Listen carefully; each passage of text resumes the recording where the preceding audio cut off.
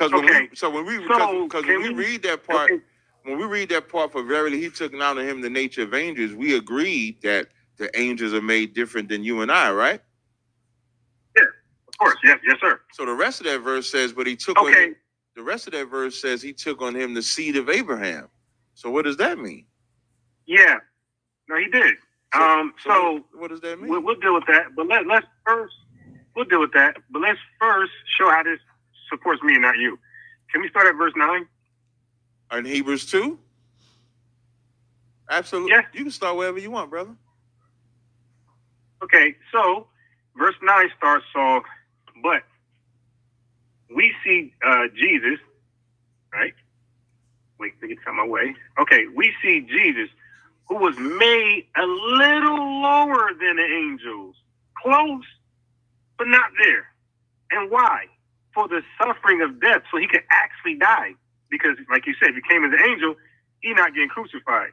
So Jesus was made a tiny bit lower than the angels for the suffering of death, crowned with glory and honor, that he, by the grace of God, should taste death for every man. So he came just slightly little lower than the angels, but above mankind. Where does it say above mankind? No. Well, if you're the angels would be above mankind, correct? As far as creation. So once he's a little lower than the angels, he's just like mankind. You kind of cut yourself. Well, what? Headshot. What you got? So this right here is showing that there's a middle. If I can go, wait, okay. If I go by your quote, he was made a little lower than the angels, but slightly above man. The slightly above man is what you're saying. So you would have to prove that, because when I read verse 14 in the same chapter, it says, for as much then as the children are partakers of flesh and blood, he also himself likewise took part of the same, that through death. So the part is with partakers. So it's not even like a part where you could say a portion. It's saying he likewise took the same exact thing. So now that little lower is him being made like a man, but still doing the job. All right, Shalom. Let's start by giving all the praises, glory, and honor to Yahweh, Ba'ashem, Yahushua, Ba'ashem, Arachakwadash. That one to the elder apostles and bishops of the great millstone who rule well. Peace, blessings, and salutations unto the hopefully elect tabernacle of David. And, some made me just click on this video. And this is from ISU PK, Cross the Line Radio. Jesus didn't have a physical father versus Captain Tazariak. And this is where I'll back Tazariak up. Recently we got on him. He had that little discussion with Hassan Campbell on his platform, and made himself look like a fool, trying to go into the understanding of the MOTB, and Hassan was more on the level than Tazariak was. But we're fair. We're men of integrity. When we watch these same dudes that we correct and reprove, if we also hear things that they teach that's actually sound, we'll give them credit. All right, like in this instance right here, this is where I would actually back Tazariak up against this caller. You already know this caller. He's clearly a damn Christian who's lost in his sauce. All right, he doesn't understand the scriptures, and I guess the passage that they're going into, dealing with the book of Hebrews, the 2nd chapter, where it says that our Lord did not take on the nature of the angels, but he took on the seed of Abraham. And I guess they try to use that to say, pretty much that the Lord didn't come through a natural biological birth, being born of the actual seed of a man, and then they going into what it says, up above, where it says that, he was made a little lower than the angels. And they're trying to make something out of that, which clearly that just mean that the Lord, when he came down on in that incarnation as Yahweh Shai, he was born like the rest of us were, born to a biological mother and a biological father. All right, he had a natural birth. It wasn't a virgin birth like the Christian and the Catholic Church teaches. And the nature that he took on, he was born in the likeness of sinful flesh. He was tempted in the flesh, just like we have temptation. We know that the angels, they don't have the temptations that human have, because our glories are different. You have the glory of the celestial and the glory of the terrestrial.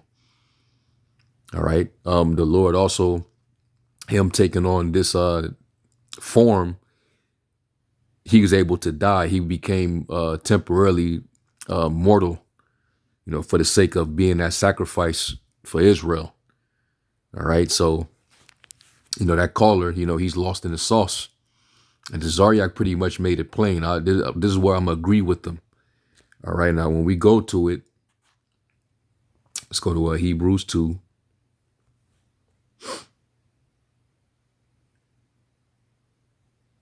And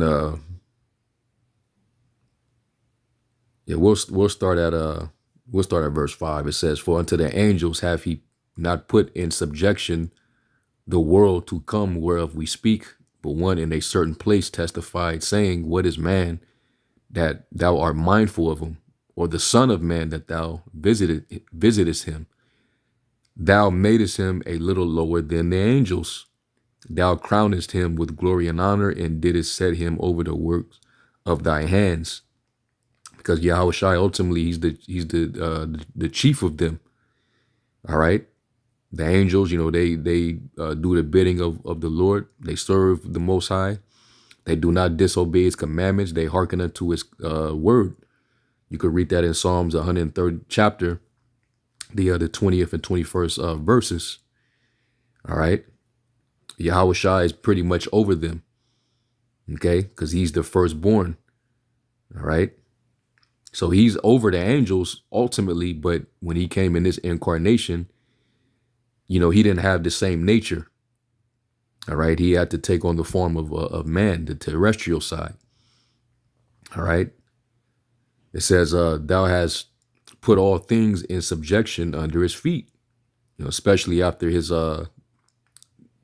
crucifixion and resurrection. The Lord received that glory. All right. And now, things are underneath him. And, that's how we know when he returns, he's going to come and, put the world in subjection. You could read that in 1 Corinthians, the 15th chapter. He defeated death, got the victory over death. All right. And these other nations, they're going to be made in subjection. The Lord says, sit thou on my right hand. All right. The Lord said unto my Lord, sit thou on my right hand until I make thine enemies thy footstool. All right. So that's what we know is to be expected. It says, for in that he put all in subjection under him, he left nothing that is not put under him. But now we see not yet things, it's like yet all things put under him. But we see Yahweh Shai, who was made a little lower than the angels for the suffering of death. Right? So he did not take on that same glory. All right. The angels don't die. They're celestial. All right. As a matter of fact, let me get a precept or a cross-reference scripture. Let's go to Philippians real quick.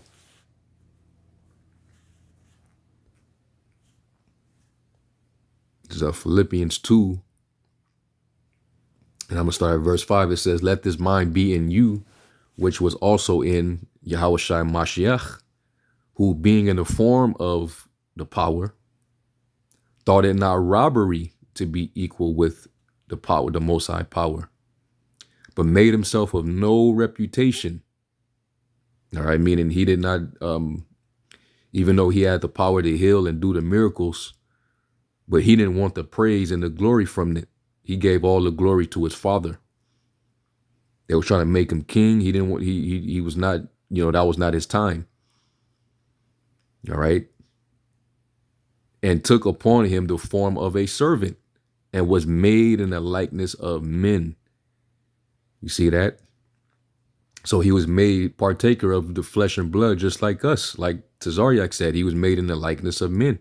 He came down in the form of a man. In order for him to come down in the form of a man, he had to go through a biological birth, a natural biological birth of having a mother and a father. All right. And he didn't try to make himself equal with the Most High power. All right. He did not want that. He said to, when he prayed, he said to, glorify me as, the glorification I had with you from the beginning. All right. He was always on the right hand side of the Most High, but when he was down in the earth, he subjected himself. He even said that, hey, my Father is greater than I. So continuing on, it says, and being found in fashion as a man, he humbled himself and became obedient unto death, even the death of the cross. All right. So he had to humble himself so that he could become obedient unto death. All right. So that he can be that sacrifice, because it was prophesied. All right. Israel was in need of a redemption. Okay. And this was the seed of Abraham that needed that redemption. So yes, he was made in the likeness of a man, because he came through the seed of a man, Abraham, Isaac, Jacob. All right. Which, when you read Matthew, the first chapter, it tells you that he's the son of Abraham, the son of David.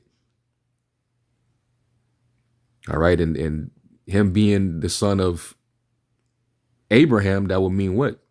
That the seed was called in what? Isaac. He was that seed. Let's get Romans 9. Romans 9 and verse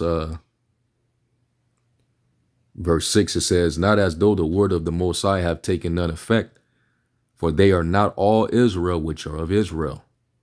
Because you have, Israel, and then you have the chosen of Israel, the elect of Israel. All right, not all Israel is of Israel. Because you got Israelites that's trying to gather and save black people. Black people are not Israel. That's just black people. All right, until they repent and get in their right mind. If they're of the elect, then you're an Israelite. But as of now, if you just, you're a black person, you're not really an Israelite. All right, you're still a Gentile. It says, neither because they are the seed of Abraham are they all children, but in Isaac shall thy seed be called. All right. So Yahweh Shai was literally the seed of Abraham. Okay. And the Lord made the promise with these men, because they're the patriarchs of the promise which the covenant went through. Okay.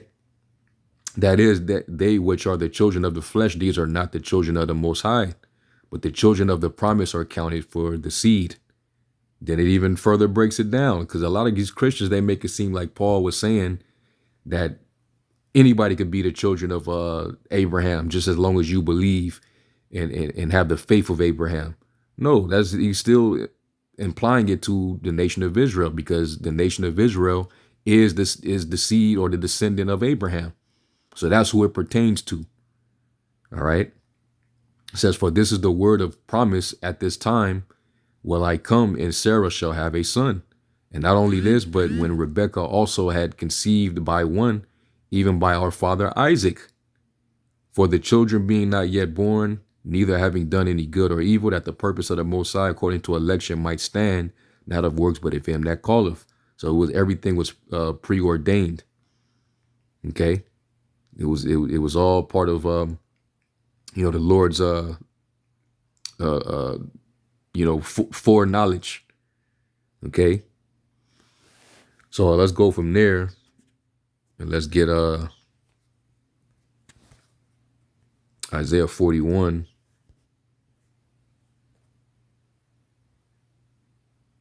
And verse 8, it says, "But thou, Israel, art my servant, Jacob, whom I have chosen, the seed of Abraham, my friend."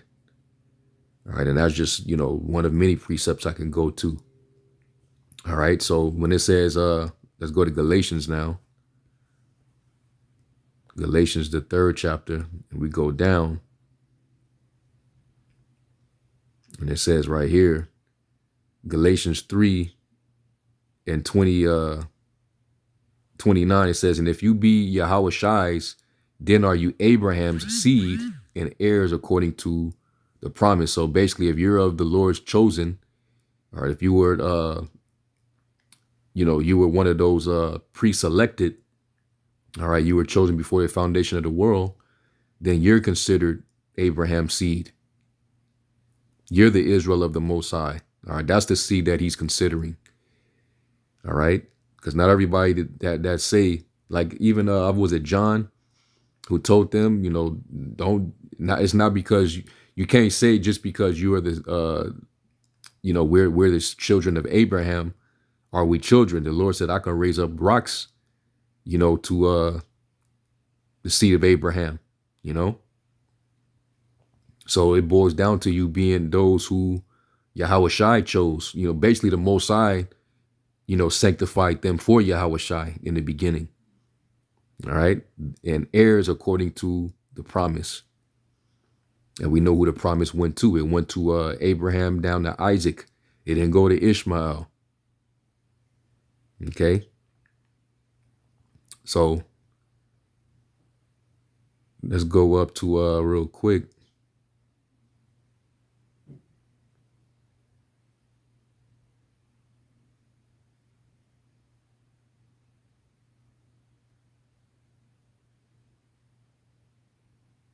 Actually, no, let's go to the next chapter over. Here we go. Galatians 4 and verse 3. And it says, "Even so we, when we were children, were in bondage under the elements of the world.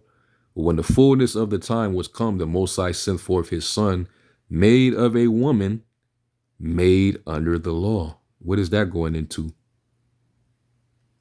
He was made of a woman, meaning he was what? He was formed in his mother's womb, in the belly. That means that what? She conceived seed. All right, made under the law. So she had to undergo the law of the purification of her separation. Like when you read in Luke, the 2nd chapter. Let's go there real quick. Let's go to Luke 2. And this was the only way he was able to take on that form, is to basically come through the womb of his mother by the seed of a man, which happened to be Joseph. Luke 2 and verse 21, it says, "And when 8 days were accomplished for the circumcising of the child, his name was called Yahushai, which was so named of the angel before he was conceived in the womb." All right, what does it mean to conceive? When you go to the etymology,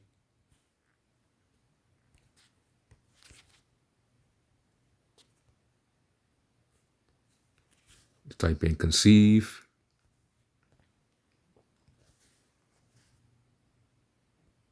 Conceiving, which means to take seed into the womb, become pregnant. All right. So she took in seed from who? From Joseph. And Joseph happened to be of the direct line of David, and he's known as the seed of David. Right. So it says, "And when the days of her purification according to the law of Moses," so made of a woman, made under the law, right? "And when the days of her purification according to the law of Moses were accomplished, they brought him to Jerusalem to present him to the Lord." And what was the law of, what was the purification according to the law? When a woman is conceived seed and it's a male child, she has to be separated. She's unclean for a period of time. Let's go to Leviticus 12. In verse 1, it says, And the Lord spake unto Moses, saying, Speak unto the children of Israel, saying, If a woman have conceived seed and born a man child, in this case Yahushua, he was a man child, of course, then she shall be unclean 7 days, according to the days of the separation of her infirmity, until she be unclean. Sakya, for her infirmity she shall be unclean. And in the 8th day, the flesh of his foreskin shall be circumcised. Yahushua was circumcised on the 8th day. So he was made under the law. Okay? And she shall then continue in the blood of her purifying 33 days.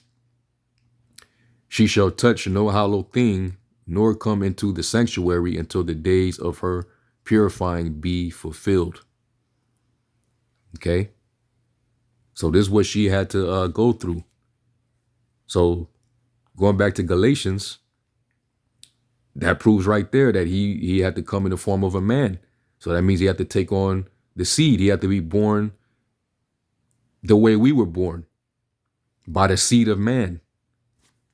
All right, let's go to that in the Apocrypha dealing with the woman with the 7 sons, the Maccabees brothers.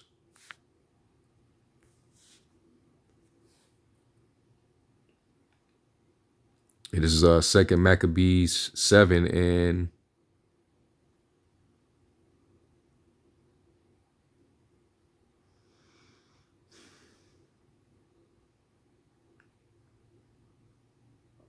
verse 22. Here we go. I'll start at 21. It says, I'll start at 20. It says, But the mother was marvelous above all and worthy of honorable memory. For when she saw her 7 sons slain within the space of 1 day, she bare it with good courage because of the hope that she had in the Lord. Yet she exhorted every one of them in her own language, filled with courageous spirits, and stirring up her womanish thoughts with a manly stomach. She said unto them, I cannot tell how you came into my womb, for I neither gave you breath nor life, neither was it I that formed members of every one of you. But doubtless the creator of the world, who formed the generation of man and found out the beginning of all things, will also with his own mercy give you breath and life again, as you now regard not your own selves for his lost sake. So this woman is here saying that I know I didn't give you life. I didn't form you. The Lord formed you in my womb. Okay. And then now let's go to where is it at? Let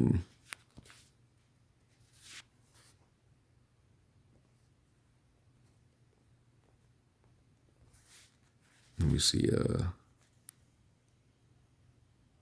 Wisdom of Solomon 7. Here we go. Wisdom of Solomon 7 and 1. It says, I myself also am a mortal man, like to all, and the offspring of him that was made first of the earth. Right?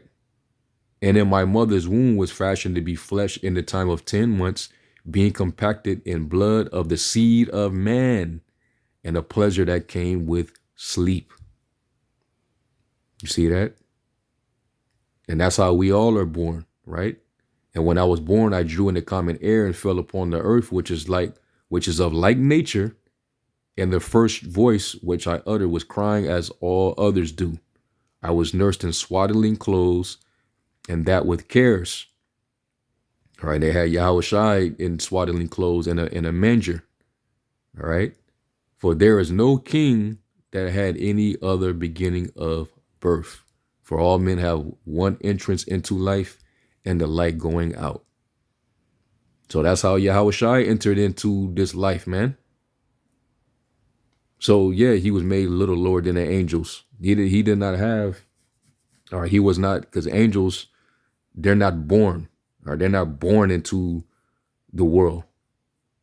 They can come between, the earth, the physical realm and the spiritual realm. In order for man to come here, you have to be born. All right.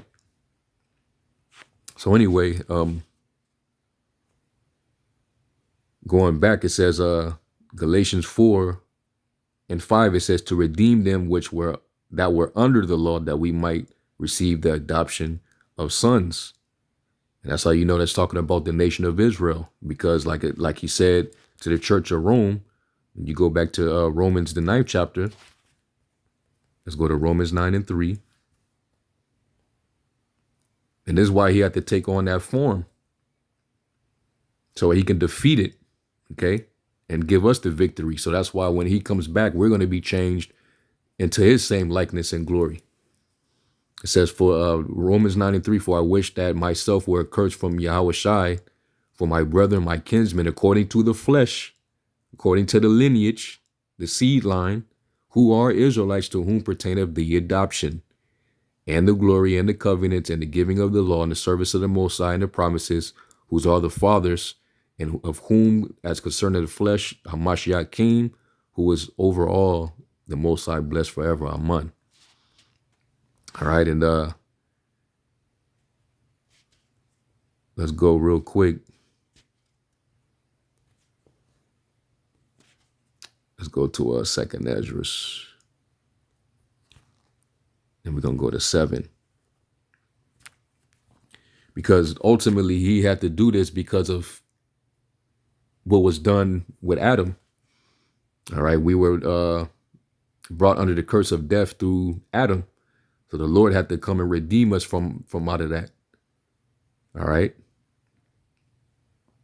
2nd Esdras 7 and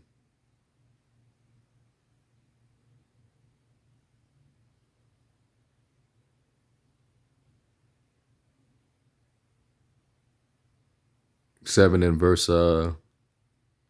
46, it says, I answered then and said, this is my first and last saying, that it had been better not to have given the earth unto Adam, or else when it was given to him, to have restrained him from sinning. For what profit is it for men now in this present time to live in heaviness, and after death to look for punishment? Now, when you go back to Hebrews 2, it talks about the fear of death, right? Let's jump down to verse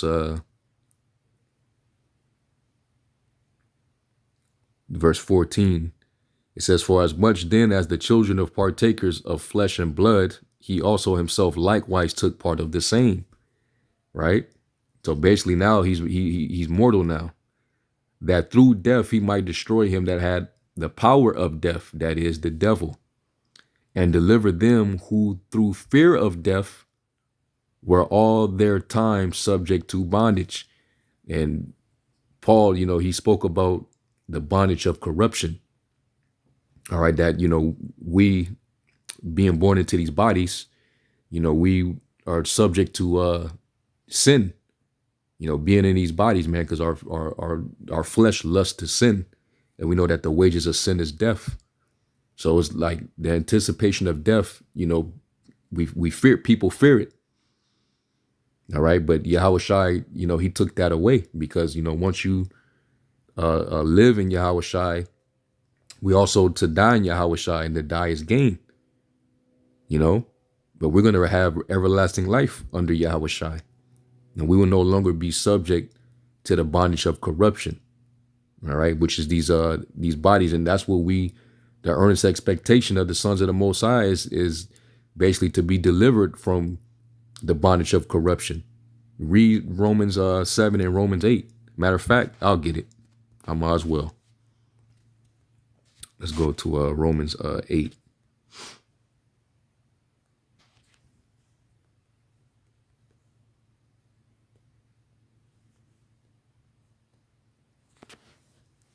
This is Romans 8 and verse 1. It says, there is therefore now no condemnation to them which are in Yahushua Mashiach, who walk not after the flesh, but after the Spirit. For the law of the Spirit of life in Hamashiach Yahushua have made me free from the law of sin and death.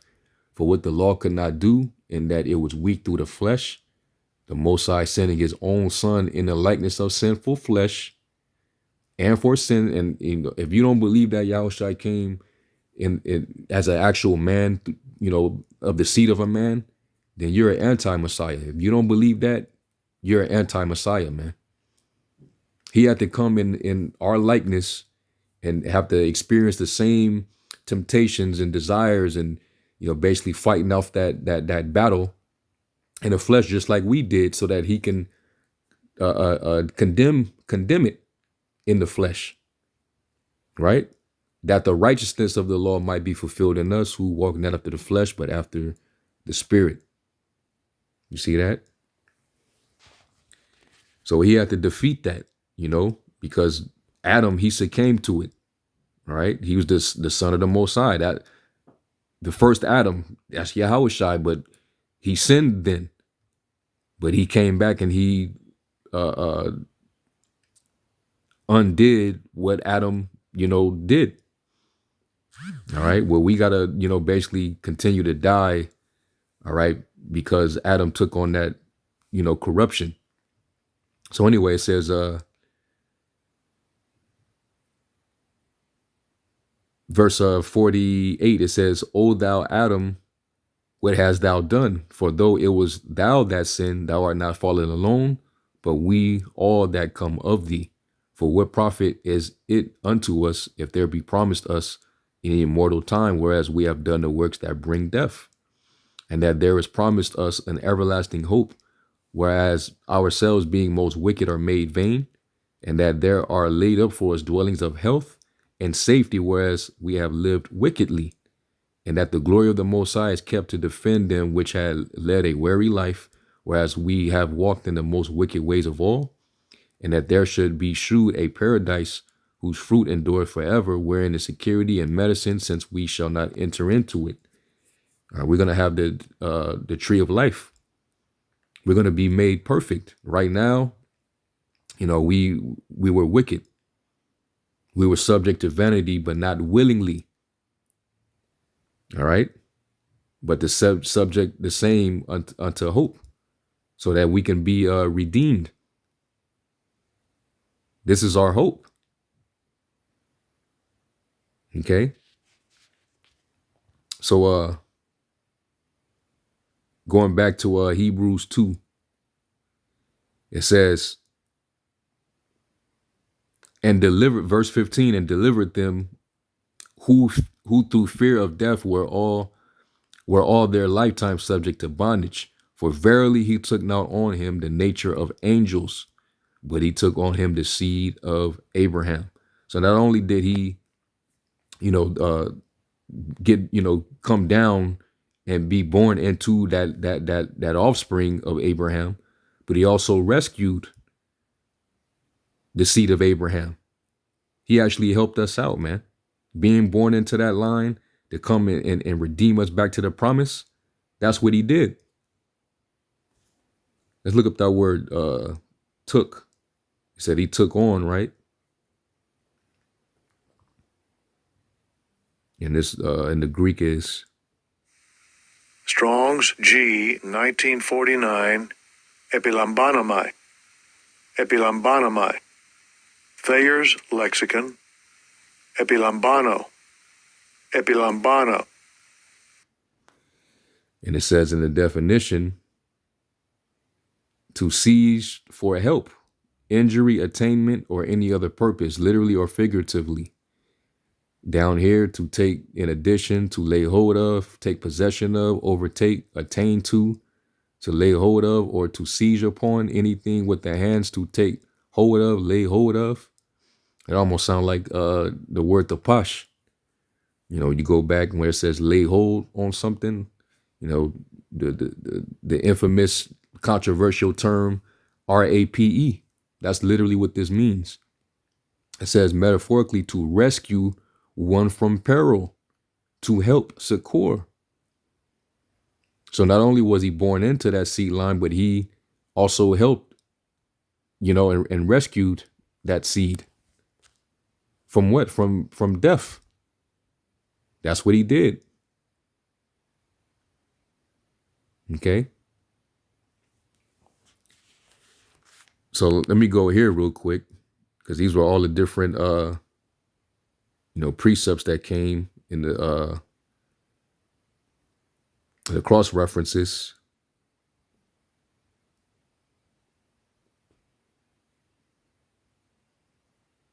You got Isaiah 7:14. Therefore, the Lord himself shall give you a sign. Behold, a virgin, which the word there in the Hebrew is Ailama, and not Bathwa'ala, all right, which means a young woman of a marriageable age.